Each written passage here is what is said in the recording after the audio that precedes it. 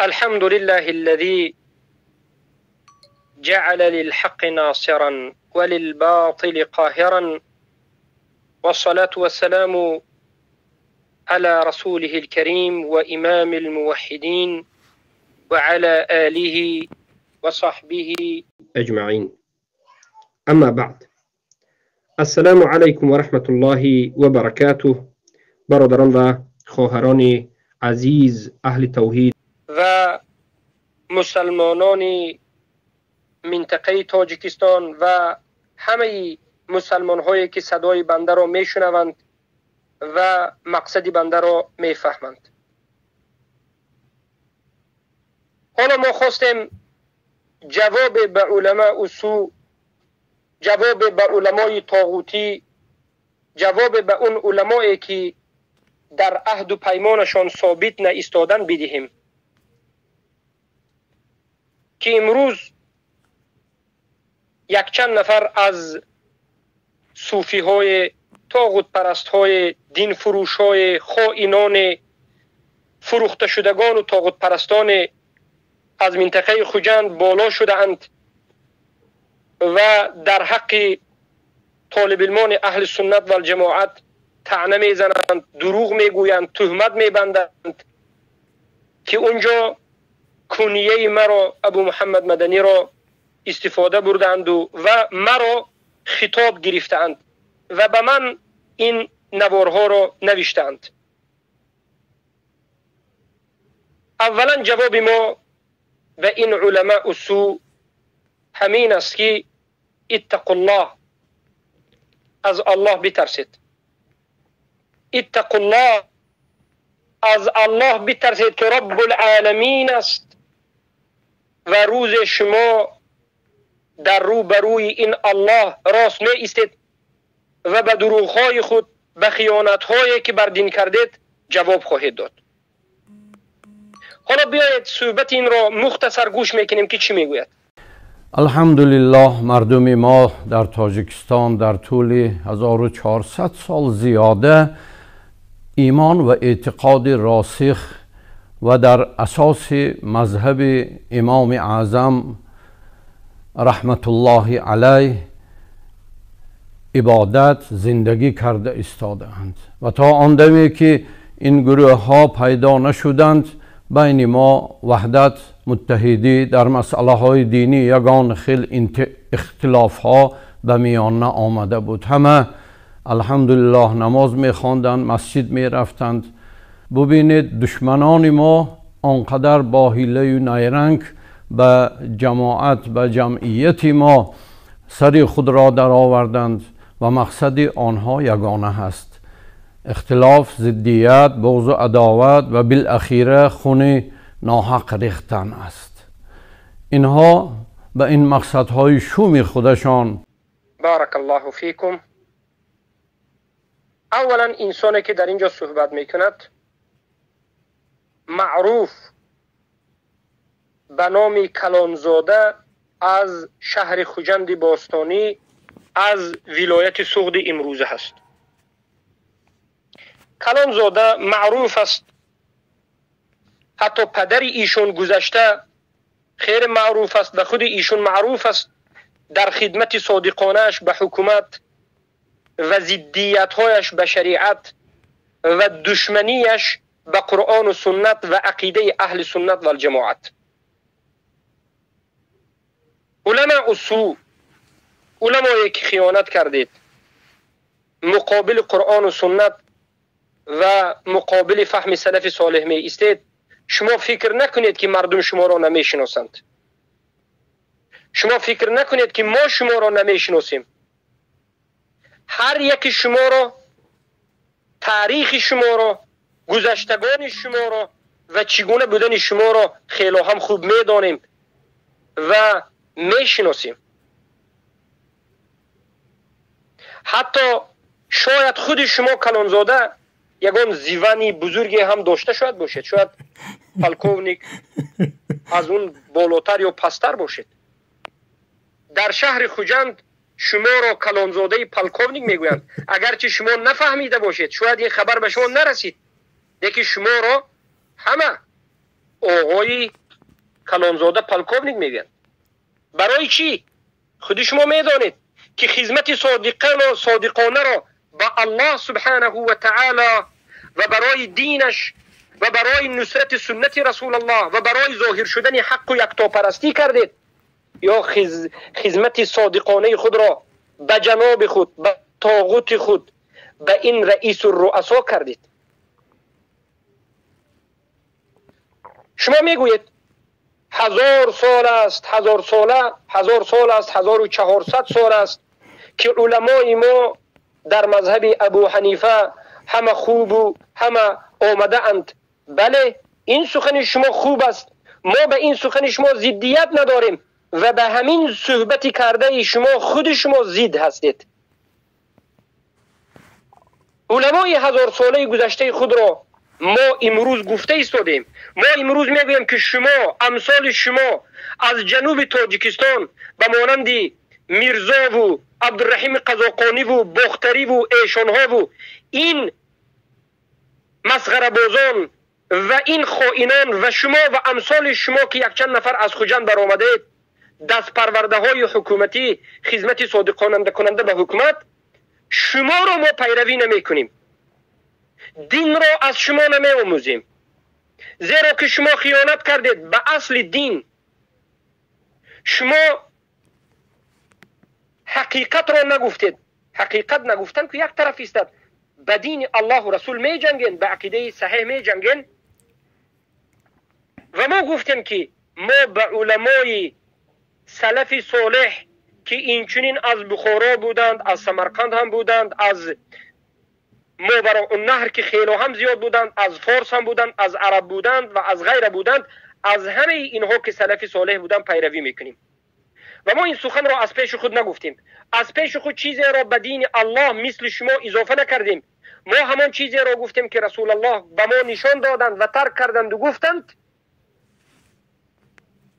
ترکت فیکم امرین لن تضلوا ان تمسکتم بهما بعدی. من به شما دو چیز را گذاشتم که اگر به همین دو چیز چنگ زدید بعد از من هرگز گمراه نخواهید شد. این دو چیز چی است؟ کتاب الله و سنتی، کتاب الله و سنت رسول الله صلی الله علیه و سلم. و در جای دیگر گفتم که همین کتاب الله و سنت رسول الله را به فهم سلف صالح فهمید و ما گفتم تمسکوا بسنتی و سنت الخلفاء الراشدین المهدیین، چنگ بزنید به سنت من و به سنت خلفای راشدین مهدیین صحابگان رضی الله عنهم.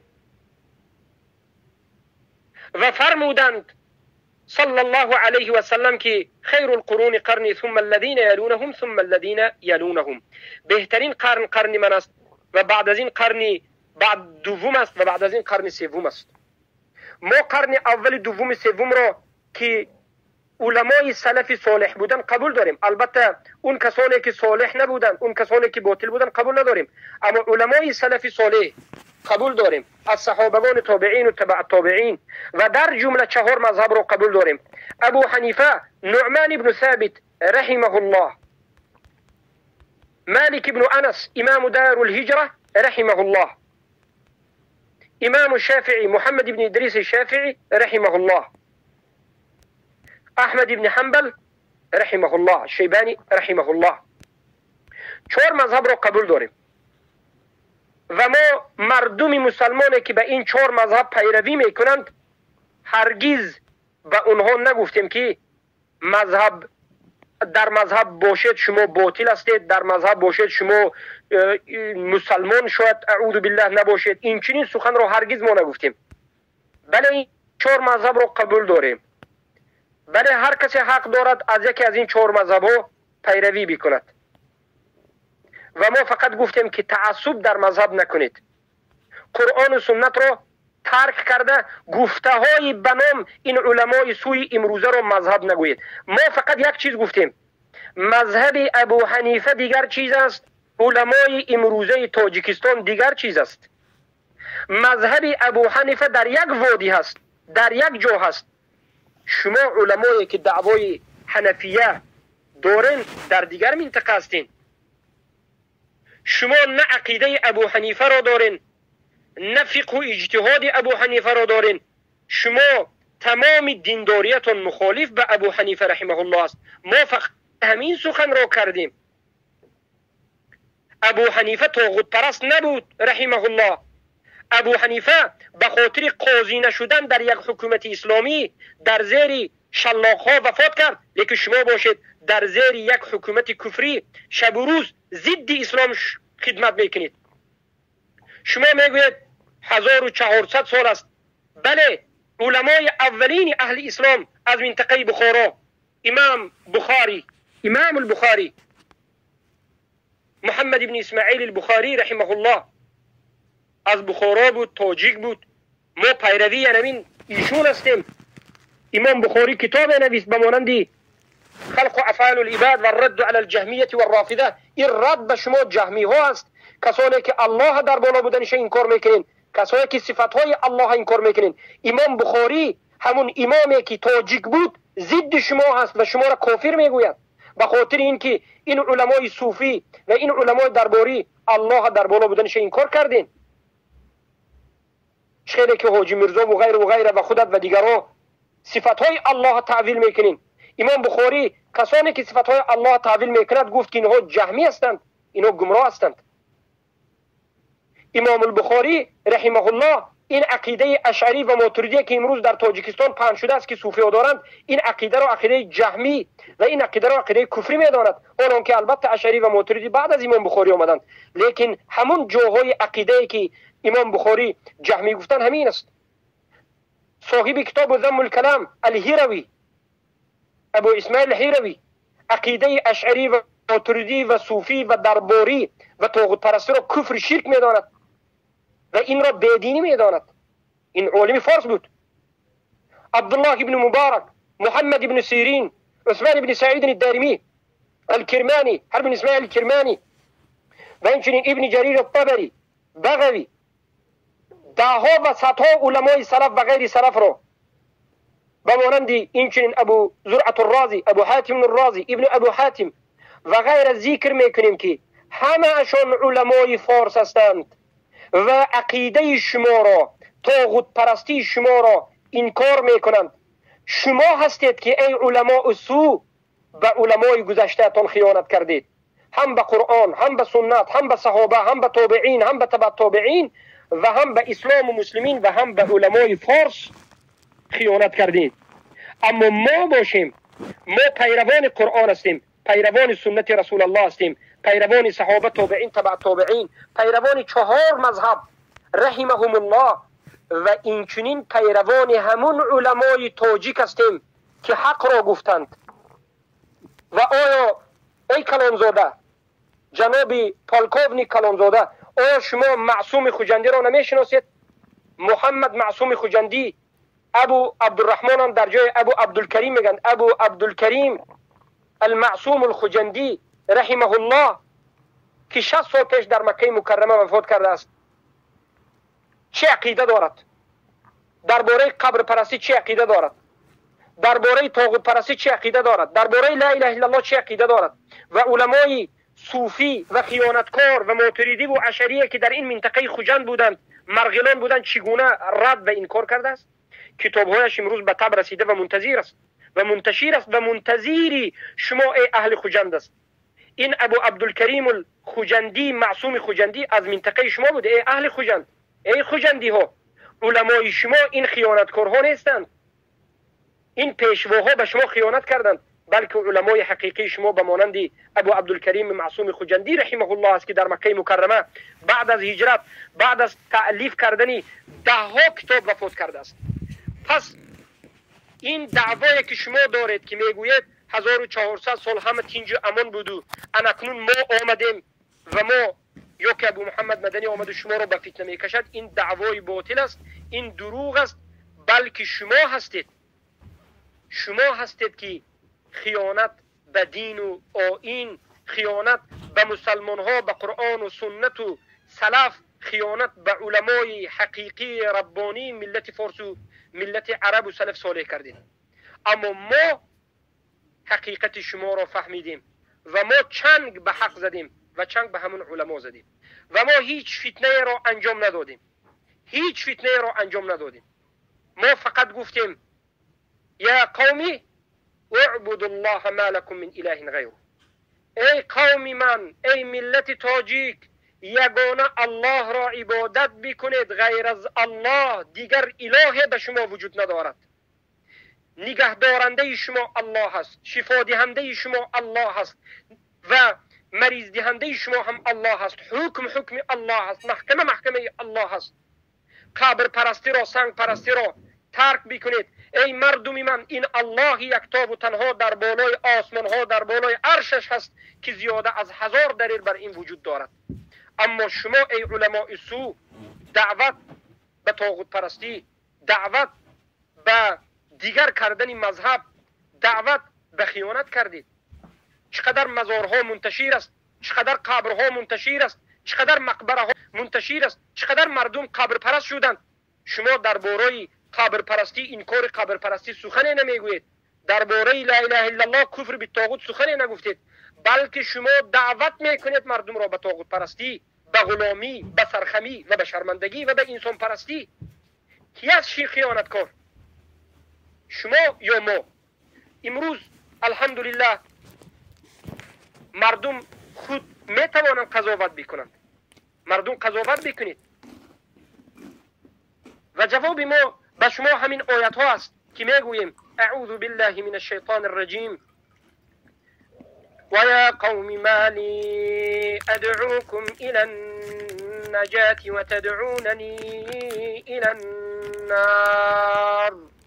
ای قوم من، چی شده است که من شما را به سوی نجات دعوت میکنم، به سوی توحید، به سوی رضاگی الله، به سوی کفر بالطاغوت، به سوی عزتمندی، سربلندی، نجات از غلامی، نجات از عبادت بنده ها، بلکه به سوی سجده و عبادت رب العباد، به سوی جنت، به سوی عزت.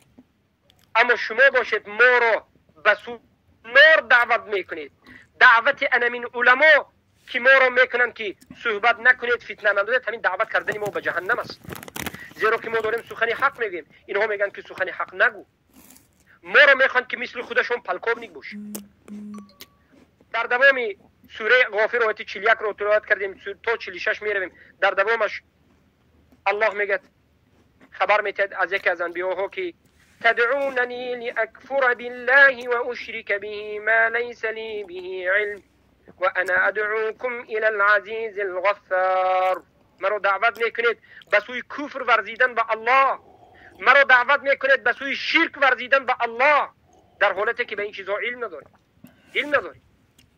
و من باشم شما را ای علماء اصول دعوت میکنم به سوی عزیز غفار، به سوی الله، به سوی قرآن و سنت با فهم سلفی این امت. بیایید این اختلافی که در بین ما و شما است با قرآن و سنت حل بکنیم. اما افسوس که شما فتنگران، شما خیانتکاران دیده و دانسته از حق دور می شوید.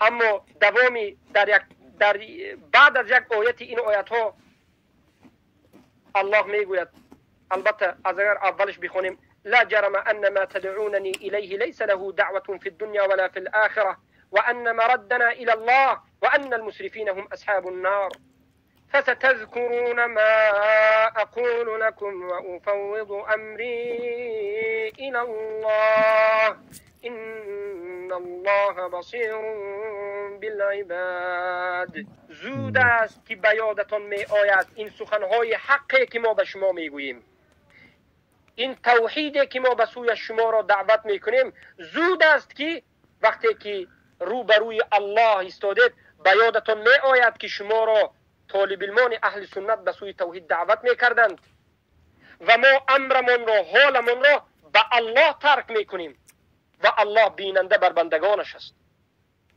پس بدانید که انمین است منهج ما، پایبند به قرآن و سنت به فهم سلف این امت و علمای حقیقی و ربانی تاجیک و غیر تاجیک را ما قبول داریم. امام بخاری را کی قبول دارد؟ ما قبول داریم یا شما؟ ما قبول داریم. امام مسلم، نسائی، ابن ماجه، الترمذی، طبری، بغوی و عثمان بن سعید الدارمی و این چنین دیگر از علمای اهل سنت و الجماعت رو ما خوندیم و درس‌های رو کتابش رو شرح میدهیم، امام البخاری و غیره رو، و ما پیروی از همین علما کردیم که هم از سلف بودن هم از فارس هم بودن. لیکن شما دعوایتون دروغ است. شما پیروی علمای گذشته نیستید. امروزه که شما هستید این حالتون حالت شرمندگی است، حالت طاغوت پرستی است. خیر حالا بگذاریم چی میگه؟ یعنی دو نماز را در یک وقت ادا کردن. خب اگر من از اهل نمازگزاران تاجیکستان پرسم، ازبکستان پرسم، آسیای ما پرسم که این مسئله کی پیدا شد، آنها میگویند که این مسئله نو هست. ما در جوانی وقتی که نماز میخواندیم تا آن دمی که این گروه های افرادگر پیدا شدند این مسئله ها بین مسلمانان نبود. همه نماز را در وقتش میخواندند، فرض بود. نماز بامداد، پیشین، عصر، شام، خفتن، کسی فکر نمیکرد که این نمازها را یک جا خواندن ممکن است. اکنون اغواگرایانه، حیله‌کارانه بین مردم مسلمان و مذهب حنفی، مذهب ما تاجیکستانیان، این مسئله را با چنان دلیل و حجت‌هایی به خودشان فایده آور گپ میزنند و آن به مذهب‌هایی که به ما مذهب لازم نیست میگویند برای جوانان ما خلاصه های مذهب های امام شافعی یا امام مالک یا امام حنبل که آنها هم اهل سنت و الجماعت هستند، آنها این مسئله ها را از وی نقطه نظر مذهب ها پیشکش میکنند. این گشاد و روشن اختلاف اندازی است و وقتی که آنها یک آیت را نادرست تفسیر میکنند، اگر فتوایی باشد که برای فریب جوانان ما، بله آنهایی که میخواهند که شریعت را آسان کنند، شریعت را تغییر دهند، با همین راه تفریق اندازند، آنها راه آسان را پیشکش میکنند که با یک اذان در یک وقت دو نماز را خوانید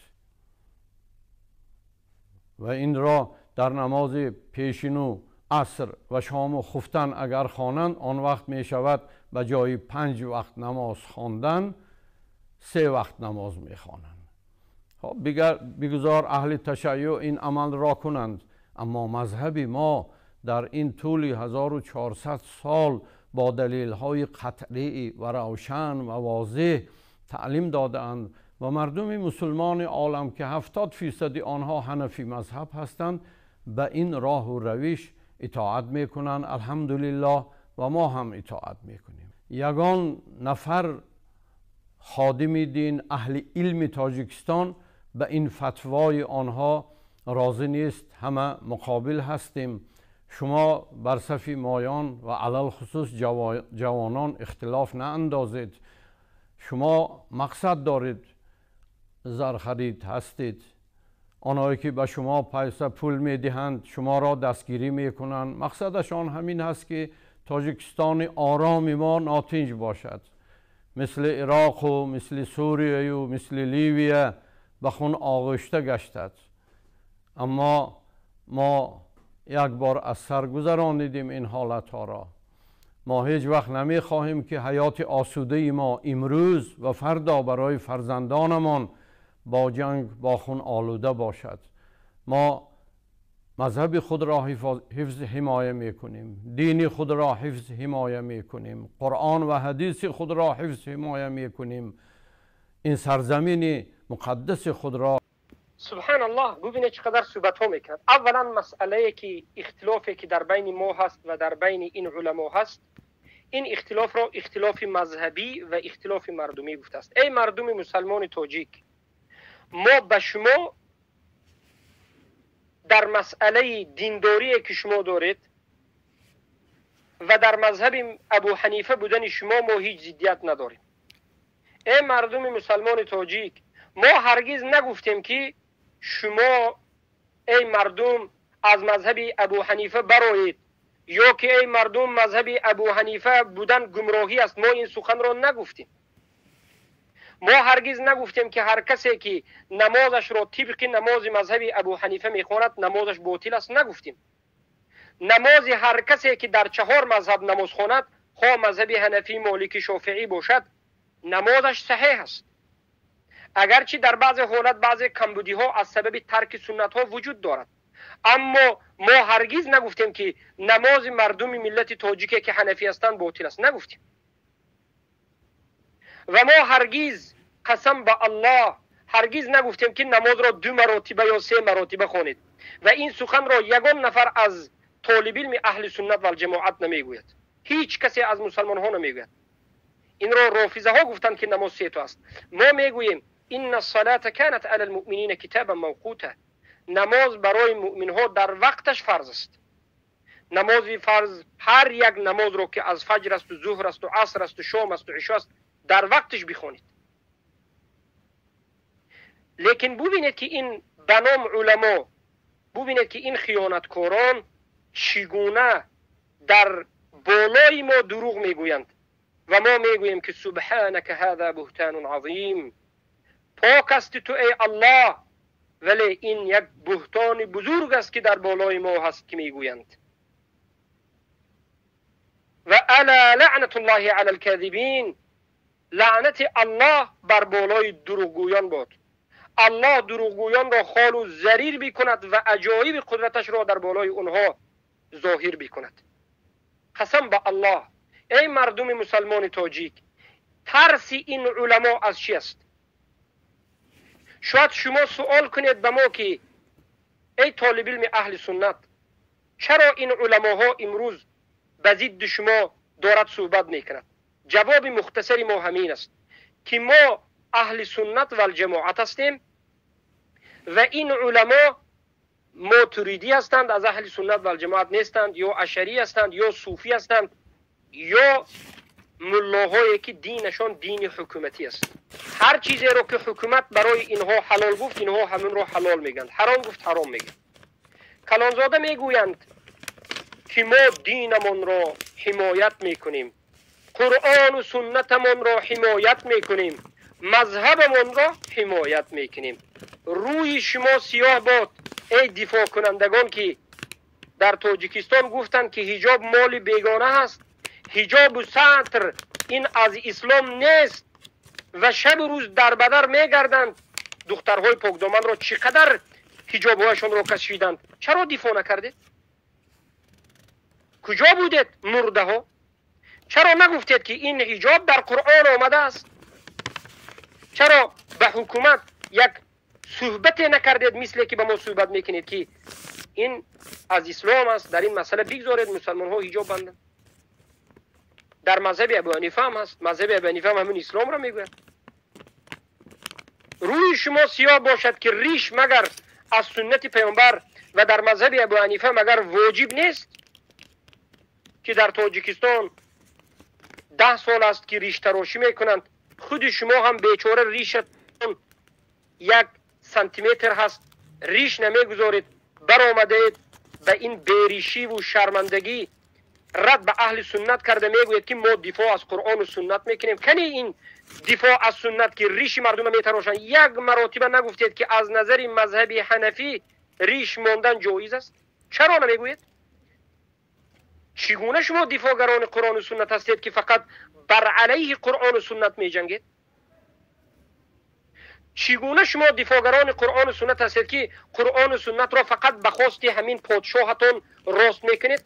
مگر همون پیشوای شما حسین زاده شرمنده یک مشرک کافر نبود که یک روز برآمد در مجلس گفت که جناب هر چیزی که شما میگوید انمون قرآن است، انمون سنت است؟ چرا برآمد رد نزدید؟ مگر همون جنابی که شما دارید همه گپش قرآن و سنت است؟ نامعقول کردید. ما خلاف ما به شما همین است. ما به هیچ کس درباره اشاره سبابه مردم را حالا به بحث و مناظره نکشیدیم. بله اشاره سبابه سنت رسول الله است، باید اشاره سبابه کرده شود. اما کسی اشاره سبابه از نظر مذهبی حنفی نکند نمازش نماز است. ترک سنت کرده است. بله رفع الیدین سنت رسول الله است. کسی که این کار میکنن نامعقول کرده است. سنتی که ثابت شد ما با آوازی بلند میگیم رفع الیدین قرة العینین فی الصلاة، این دو دست برداشتن در نماز، رفع الیدین، این نور چشم مسلمان ها است، سنت رسول الله است. لیکن اگر کسی از مذهبی بدون رفع الیدین خورد، بله نمازش نماز است. ما به مردم مسلمان مخالفت نداریم، ما به شما مخالفت داریم.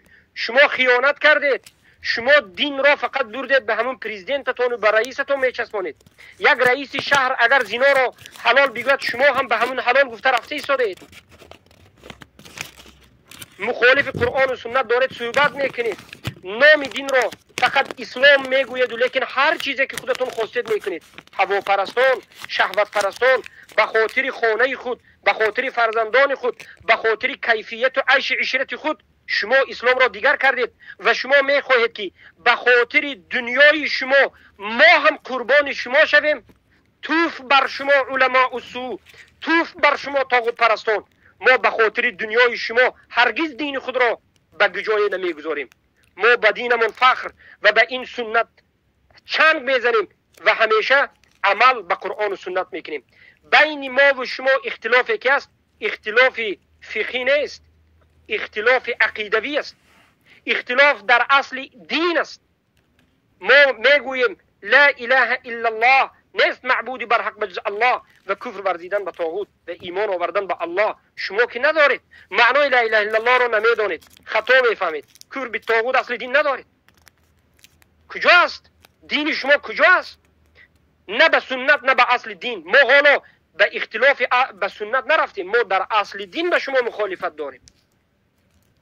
شما تاجیکستان رو همه رو روسیا کردین، همه رو به نام تروریست و به نام نمیدونم این جماعت و آن جماعت در تمام عالم روسیا کردین و ما را هم تهمت میکنین که از کدام جماعت است. هزار مراتب ما گفتیم که طالب علمان اهل سنت هستیم، دانش آموزان آزاد هستیم، در یگان جماعت حزبی حرکت نیستیم و قرآن و سنت را به مذهب سلف این امت میگوییم. ابو حنیفه را قبول داریم رحمه الله میگوییم.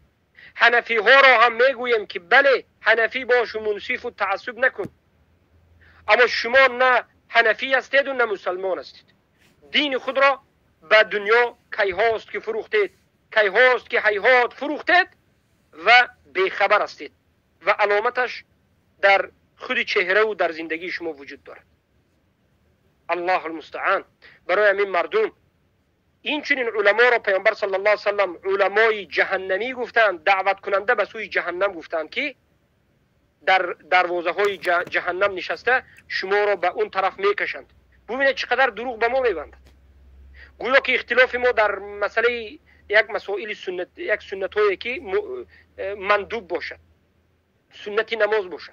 ما در مسئله کفر و شرک صحبت میکنیم، اینها توحید انکار میکنند، کفر اسلام میگن. به نام مذهب ابو حنیفه یک دیگر دین جور کردند و خودشون ساختند. با به 1400 سال میروند که بر علیه خودشون است. دروغگویانند، کذابانند. اگر دروغگو نباشد بیایید مباهله بکنیم، از الله لعنت طلب بکنیم که کسی که دروغگو باشد الله خوار و ذلیل و لعنتش بکنه. الله المستعان. از الله بترسید، دروغگویی را، تهمتگرایی را بس کنید. اغوا انداز کی است؟ مگر شما نیستید که سنت را انکار میکنید، توحید را انکار میکنید، اصول دین را انکار میکنید و دین را آوردید و به زیر یک انسان انداختید؟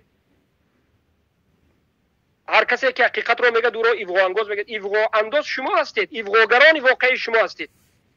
به خاطر حیاتتون مردم تاجیک را خوار و ذلیل کردید، دروغ گفتید، بهتان کردید و به دین الله خیانت کردید. مقدس خود را حفظ و حمایه میکنیم و شمایان از کجا باشد بانگ و داد و وای میگویید، آخرش وای است، آخرش بد است. در کجای نباشیم آخرش وای نیست. ای شرمنده. پیامبر صلی الله علیه و سلم از بهترین سرزمین که مکه بود به خاطر دین به مدینه رفتند.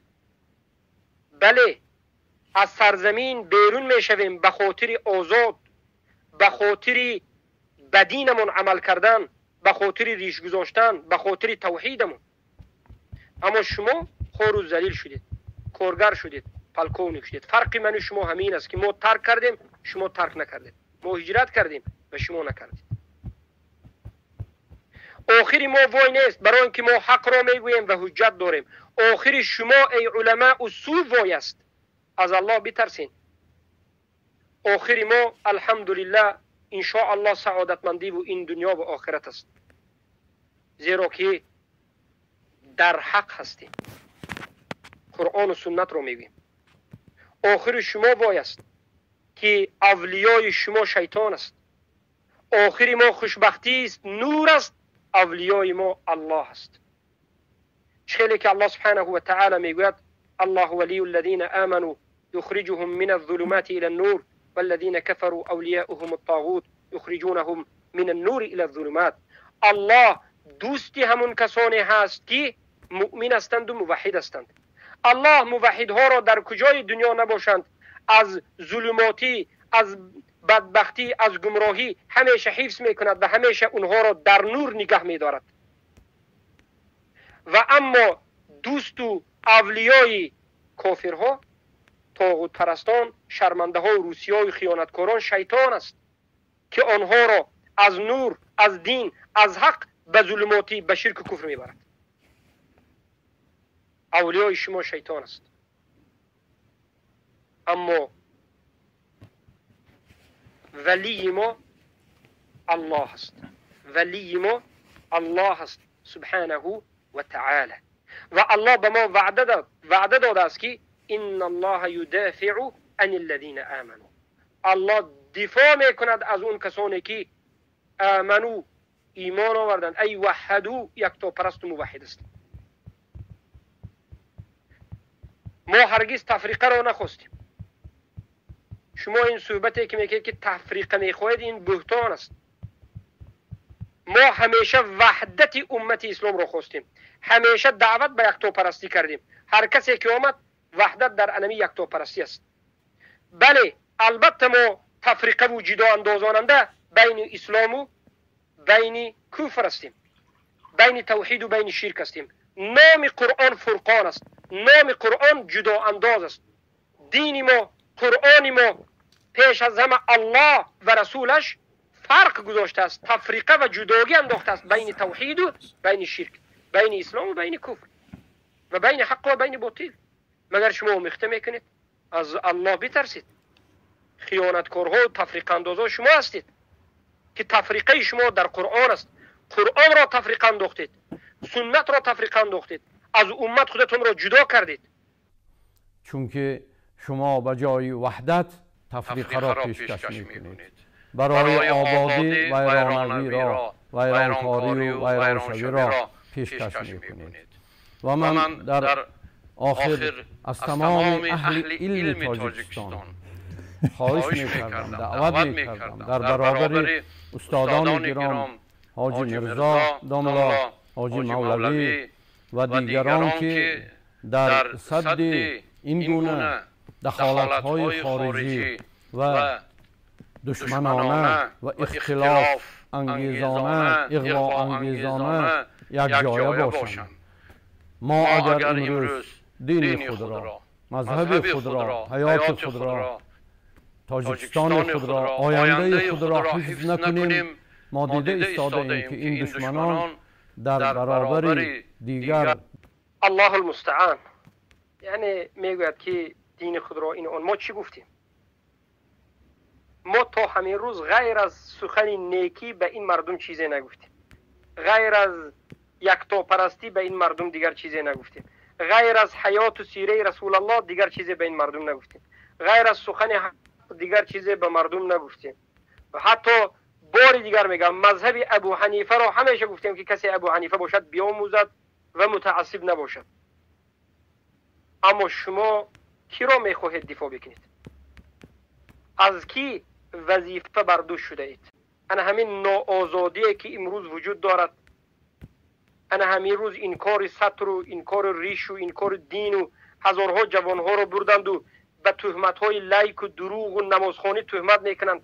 تا 18 ساله نماز خواندن ممکن نیست و غیره و غیره. همین است مگر دینداری شما؟ همین را میخواهید دفاع بکنید؟ از الله بترسید.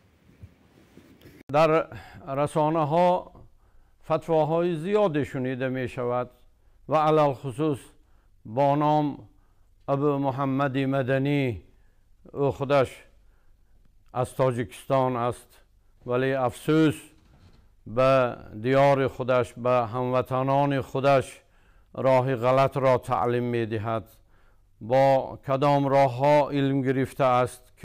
بالاخره این علماء الطاغوت اقرار کرده ایم که بالاخره تاجیک بودن، یعنی اقرار کردن که بالاخره ما تاجیک بودیم، زیرا تا امروز اینها تا اون درجه ناعادلانه و تا این درجه ناانصافانه این ملتگراها و این طاغوت پرستا به ما هجوم کردن که حتی گفتن تاجیک نیست، اینا گوش نکنیم. بعد از این شاید فهمیده باشند، کفته باشند، آموخته باشند که بله تاجیک است. اولا در دین ما تاجیک بودن و تاجیک نبودن، ملتگرایی خودش یک جاهلیت است. این یک مراتبه دیگر به شما نشان میدهد که شما علماء سو ملتگرا هستید، قومگرا هستید. تاجیکستان را پاره پاره کردید، کلوب کردید، دوشنبه کردید، غرم کردید، جنوب کردید، شمال کردید، به هر یک طرف لقب گذاشتید. شرم بدارید. همه این مشکلی ها به سبب شما علماء سو شد و بالاخره بله تاجیک هستیم و تاجیک بودن یگان فخر نیست و این اختیاری ما هم نیست.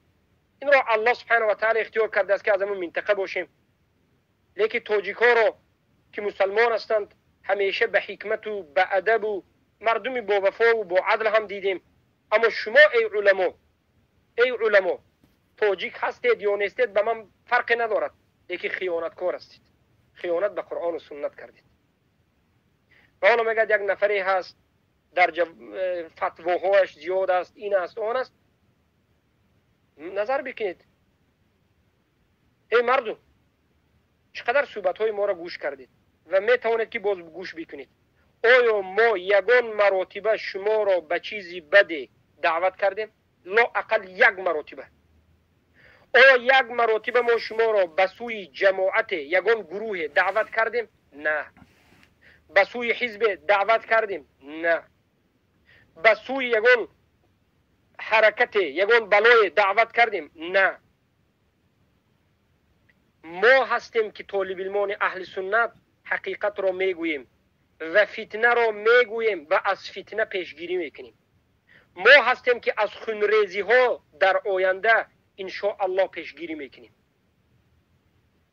اما شما ای علماء سو، شما هستید که مردم را فریب دادید و امروز مردم هم فهمیده ایستادند که شما دروغگو هستید. به شما کسی اعتماد نمیکند. به شما و امثال شما کارگرهایی که امروز هستید به شما مردم اعتماد نمیکنند. و مردم باید بدانند که در عقب شما نماز خواندن هم درست نیست. نمازی که از عقب همچنین به نام علما خونده می شود، علمان عملا کارگرها، نماز هم باطل است. میگه که در کجا خوندنش معلوم نیست یا که چی خوندنش معلوم نیست. الحمدلله معلوم است. عدم علمی که بشیء لا يدل على عدم هذا الشيء. ندانستن تو یک چیز را این دلالت نمی کند که همون چیز وجود ندارد. شما نفهمیدید که ما در کجا خوندیم. الحمدلله خوندیم، تعلیم گرفتیم و امروز جوانهای تاجیک خونده و تعلیم گرفته کم نیستند، زیاد هستند. و شما هست که دروغ میگوید و دیگران را دروغگو میگید. شما هستید که جاهل دیگران را جاهل میگید. از الله شرم دارید با این سن سال بزرگی. قبر هم نزدیک است، مرگ هم نزدیک است. ها او را دستگیری میکنند، پول میدهند، پیسه میدهند، جای و خانه میدهند. میگد که به این جوان پول میدهند، پیسه میدهند، جای خواب و چی. سبحان الله. هر کسی دیگر را به خودش قیاس میکند. این است مشکلی شما. شما فکر میکنید که دعوت کردن به دین، خدمت کردن به دین حتما باید عوضش پول گرفته شود. حتما باید فروخته انسان به کسی فروخته شود، به یک یگان جای فروخته شود. چنانه که خود شما هستید. تا زمانی که به شما امر نشود صحبت نمیکنید. معاش های شما معلوم است. زندگی شما از همین چیز است.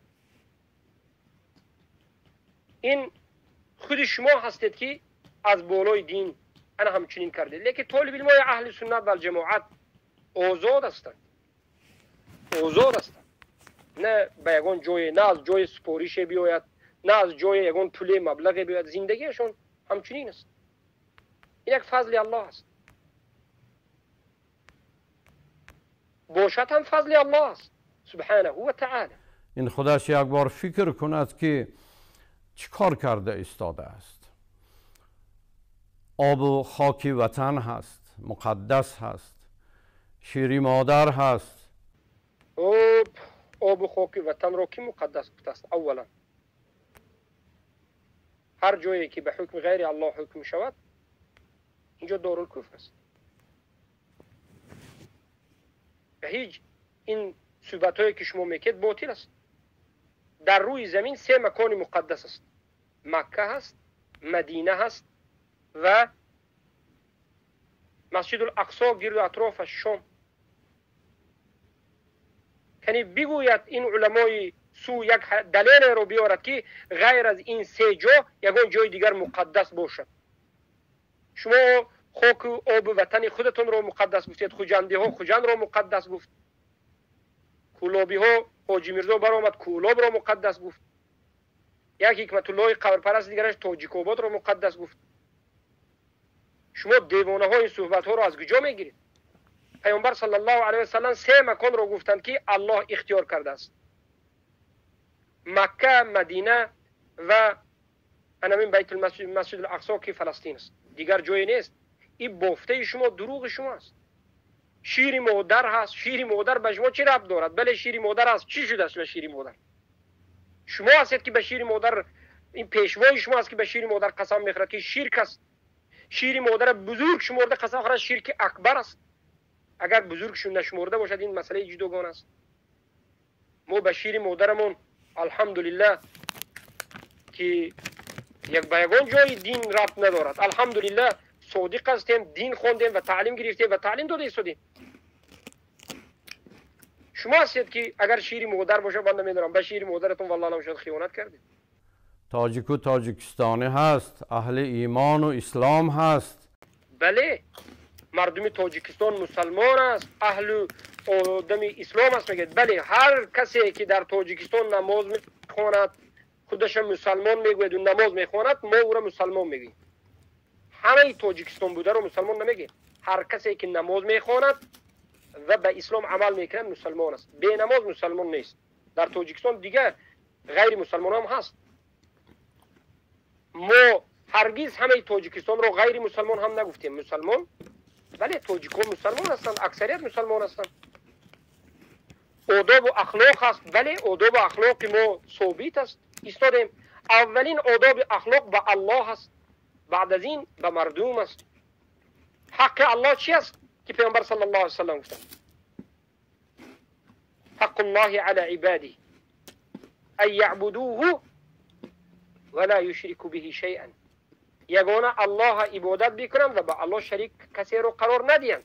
و بعد از این حق مردم است که به مردم حق را رسانند، سخن حقیقی را بگویند و مثل شما خیانت نکنند و مردم را فریب ندهند و مردم را فریب داده از بالای مردم نخورند، نان مردم را نخورند. خودشان کیف و صفا کرده دین فروخته گرشته مردم ملت خوار و ذلیل نکنند.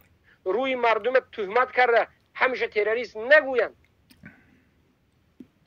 شما علمای سو انا همین یک چند سال است چیکار کرده ایستادید؟ غیر از جوانهای ملت کشتن، غیر از روی چهره ملت تهمت کردن، شما دیگر چی وظیفه دارید؟ ای خائنان تاجیک، چهره سیاه شما، خیانتی که به این ملت کردید و پستی که این ملت را آوردید و دروغایی که گفتید و جوانکشی این ملتی که شما ای علماء سو کردید، تاریخ اینا ثبت میکند و ما تاریخ شما را می نویسیم. تاریخ علمای سوی درباری در عصر 21 گفته کتاب را درباره نام به نام شما از روز تولد تا مرگتون می نویسیم که چگونه به این ملت خیانت کردید، چگونه به اسلام خیانت کردید، چگونه به مسلمانان خیانت کردید. نام شما در تاریخ همچون خیانتکاران، دین فروشندگان، تهمت کنندگان و کذابان و فتنگران و تفریق اندازان و طاغوت پرستان باقی خواهد ماند باذن الله. نام ما طالب علمان اهل سنت و الجماعت، حق گویان، پیروان قرآن و سنت با فهم سلفی این امت، اهل توحید باقی خواهد ماند. خانواده های را که شما گمراه کردید، فرزندانی که از راه برآوردید، هیچ کسی را هیچ کس گمراه نکرده است. مسلمان شدن گمراه شدن نیست. مسلمان شدن گمراه شدن نیست. شما هستید که مردم را گرفت و گمراه میکنید. بالاخره همین است. یک سخنی شاید کوتاه شد، شاید دراز شد در حق این علما و سو، که ببینید هر یک جملهش یک تهمت است. هر جمله یک تهمت است. هر جمله یک دروغ است.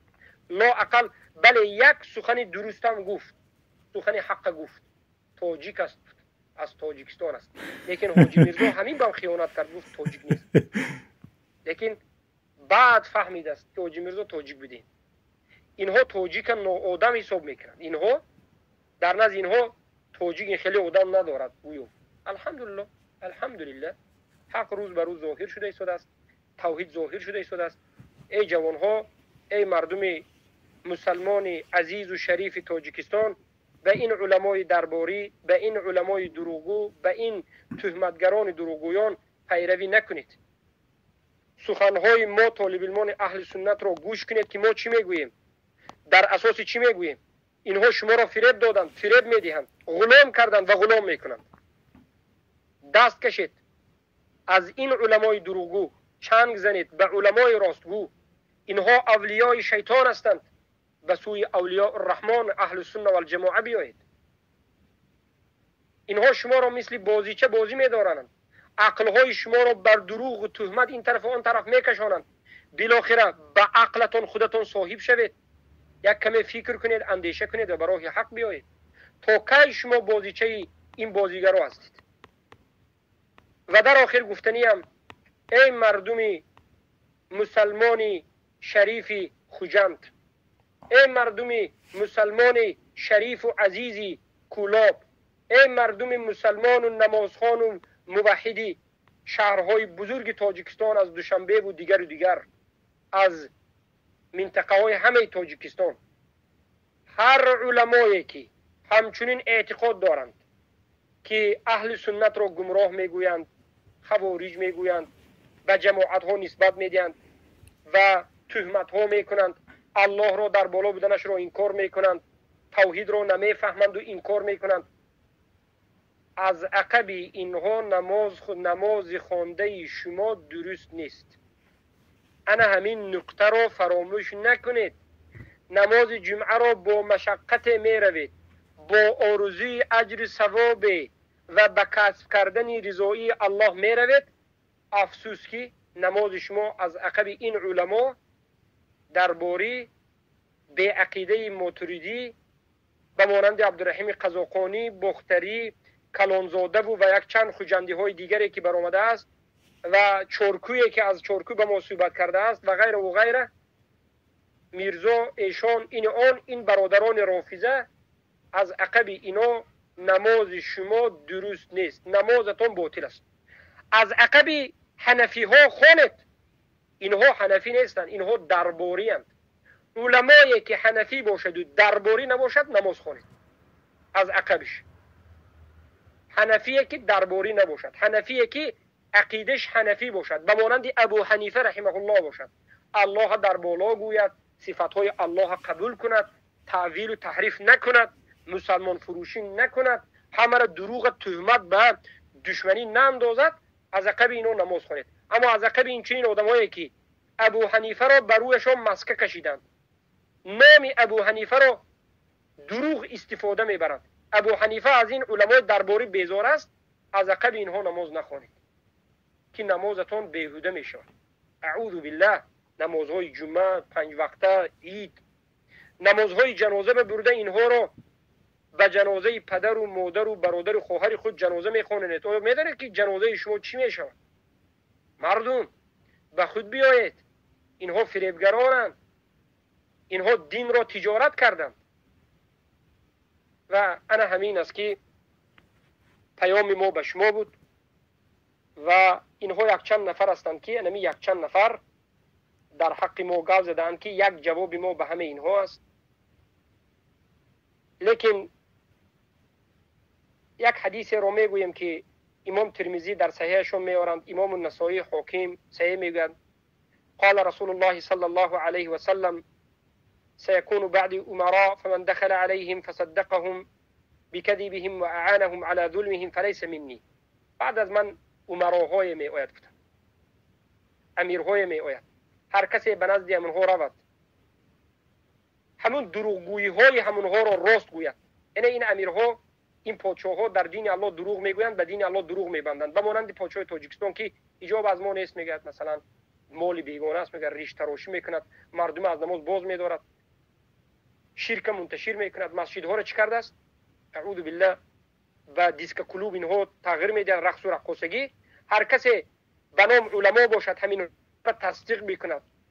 یا در ظلمش هر ظالم و هر دیکتاتور را یک عالم به نام بیاید و اعانهم علی ظلمهم، در ظلمش کمک کند. عالم ها طرفدار ظلم، ظالمی و دیکتاتوری باشند. پیامبر گفتند که فلیس منی، این علما از من نیست، ولست منهم منه، و من هم از او و از آنها نیستم. پیامبر از این درباره ها براءت خود اعلان کردند. ولیس بوارد علی الحوض، این چنین علمای سوی خیانتکار به حوض کوثر نزدیک نمی شود، وارد نمی شود. و من لم يدخل عليهم ولم يعنهم على ظلمهم ولم يصدقهم بكذبهم فهو مني، و هر کسی که به نزد اونها ندراید، ظالم ها را در ظلمش، دیکتاتورهای در دیکتاتوریش کمک نکند، در دروغهایش اونها را تصدیق نکند، او از من است گفتند و من از او است گفتند. و هو وارد علی الحوض، و او وارد حوض می شود. الله اکبر. پیامبر صلی الله علیه و سلم در حدیث دیگر گفتند که خیلی که حسن است و صحیح هم هست و حاکم ذکر میکنند، ابو نعیم و قیلی دلمی رفاعی و در تاریخشون و غیر آوردگی است، از انس ابن مالک است که رضی الله عنه رسول الله صلی الله علیه و سلم میگند العلماء امناء الرسول، الرسل، علما این امانت نگهداران، امینهای رسولان هستند، علی عباد الله، بر بندگان الله. این علما هستند که حقیقت را از دین الله و رسولش میگویند. ما لم یخالط سلطان، تا همان وقتی که به سلطان آمیخته و به اونها داخل نشود. فان خالط السلطان فقد خان الرسول فاحذروهم واعتزلوهم، اگر اینها به سلطان و به اون پادشاه ها رفتند و اطاعت کردند و فروخته شدند، بدانید که اینها خیانت کردند به رسول الله، از اینها برحذر باشید و از اینها دور بشوید. سبحان الله.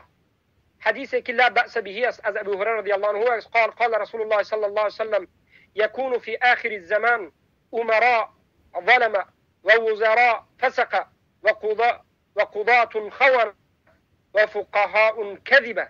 پیامبر گفتند که در آخر الزمان امیرهای ظالم، وزیرهای فاسق، قاضیهای سودهای خیانتکار و فقهای دروغگو می آید. فمن ادرك ذلك الزمان منكم فلا يكونن لهم جابيا ولا عريفا ولا شرطيا. اگر همون زمان اگر شما بینید و هو به طرفگیری از جمله اونها، طرفدار اونها، کمک کننده اونها، شرطی اونها نباشید، یعنی حمایت کننده ملیسه اونها نباشید. خیلی که این روایت رو الطبرانی در صغیر و اوسط ذکر کرده، لا بأس به میگن، در روایت طریقش میگن، یعنی حدیثی که لا بأس به. روایت امام احمد ابن حنبل است و ابو داود در نسائی و دارمی است و اینچنین ترمذی در سننشون و ابو داود در سننشون میگویند که پیامبر صلی الله علیه و سلم گفتند عن ثوبان رضی الله عنه انه قال انما اخاف على امه الائمه المضلين، من بر امتم از علما و امامهای گمراه گشته میترسم. پیامبر بر امتشان میترسیدند که انا همچنین خیانتکاران و دروغگویان میآیند و امت را فساد میکنند. بله، یک عالم فساد شود امت فساد میشود. امروز یک چند بزرگان ملت تاجیک عقیدهش فاسد است، قبر پرست است، گمراه است، مخالف مذهب ابی حنیفه است، اینها حنفی نیست، ماتوریدی است و اینها قرآن و سنت انکار میکند. اینها تمام تاجیکستان به فسادی و به فتنه و به انا همون جنگ 1999 که همون ریزانیدن خون بود باز میبرند. همین ها هستند، از سبب جهل است. جهل همین خون ریزانی به میبرند. الله المستعان. پس عمر بن الخطاب رضی الله عنه به زیاد بن خدیر گفتند که هل تعرف ما يهدم الاسلام؟ ای ابن خدیر، آیا تو میدانی که اسلام را چی میشکند؟ اسلام را چی به نابودی میبرد؟ خدیر گفت که لا، ای عمر، نمیدانم که اسلام را چی به نابودی میبرد، یعنی اسلام را بالکل. عمر بن الخطاب گفتند که یهدمه ذلت العالم، اسلام را لغزش عالم، گمراهی عالم به نابودی میبرد. و جدال المنافق بالکتاب، یا مجادله و جنگ مبارزه منافق به کتاب الله و حکم ائمه المضلین. رواه الدارمی. یعنی یک وقتی که یک منطقه علمایش گمراه شد، در همون منطقه اسلام را به نابودی میبرند. سبحان الله. آیا همین گفته عمر بن الخطاب را شما در تاجیکستان دیدید یا ندیدید؟ بله، حقیقت اسلام نابود است. اصل دین در تاجیکستان نیست. حق را نمیگویند. الله المستعان. پس انا این بود. انا کنون بگویم که سلف صالح گفتند که رحمهم الله ان هذا العلم دین فانظروا من اين تأخذون دینکم. ای مردم، علم آموختن، نصیحت گوش کردن، این دین آموختن و دین گرفتن است. نظر بکنید که از کی علم آموزید و از کی نصیحت گوش میکنید. احتیاط شوید از هر کس علم نآموزید و از هر کس نصیحت گوش نکنید که اگر اینها گمراه باشند شما هم گمراه میشید. از علمای حقانی، از طالب علمان حقانی ربانی اهل سنت و الجماعت که از قرآن و سنت با فهم سلف این امت میگویند گوش بکنید، اما از خیانتکاران دور باشید. و این چنین بدانید که علما گفتند احمقترین انسان همون انسان است که دینش را و دنیایش را به خاطر یک دنیای دیگر آدم از دست میدهد. مردم، دینتون را به خاطر این علمایی که خیانت میکنند از دست ندهید. دامن این علما شما را در روز قیامت نجات نمیدهد. چگونه که بعضا میشنویم تاجیک های بیچاره میگویند دامن بابای ایشان گرفتیم اکن انمین است. میگن نه، دامن بابای ایشان بتون هیچ فایده ندارد. بابایت در روز قیامت برویت توف میکند.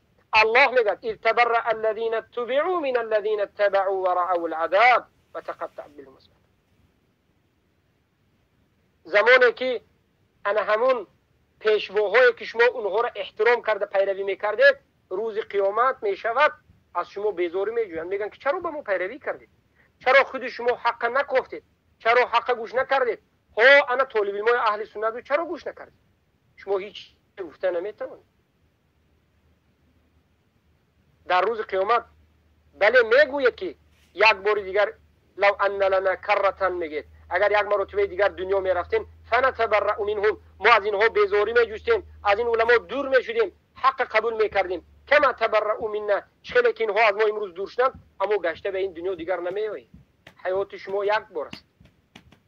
بیایید این حیاتتون رو به حق بگذرانید، بلا اله الا الله بگذرانید، به یکتا پرستی بگذرانید، به فریب اینها نروید. مطالعه بکنید کتاب‌های اهل سنت رو و گوش‌های خود رو با درس‌های اهل سنت و الجماعت همیشه شنوا گردانید.